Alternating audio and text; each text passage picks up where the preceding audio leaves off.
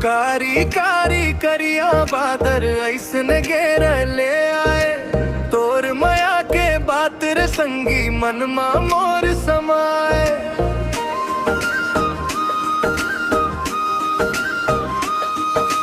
घाम मझुल सत रहे मोर दे ते छाव बन के आए, तोर हंसी के बूंदा झन झन मन के धरती भिगाए। नजर मिलाए के जादू कर दे धीरे धीरे दे मुस्काए। तोर संग जिए बर मोला हर जन्म फिर चाहिए आए। कारी कारी करिया बादर घटा लेके आए, तोर माया के भीजत बूंदा मोर दिल ला भिजाए।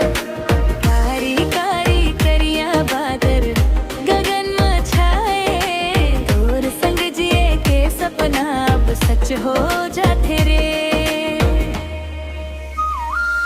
अरे ओ संगी माया के रिम झिम बरसत है, दिल मोर नाचत है।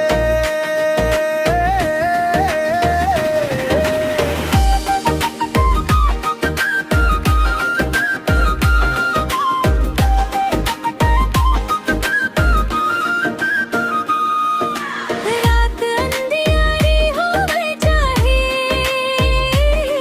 ते चांदनी बन जा कथ से। मोर हर एक धड़कन में अब पे सुर बन गुज जा खस। तोर बिना सुना लागे दुनिया तोर संग रंगी। मोर जिंदगी के हर पाना में बस दिल के हंसत्री।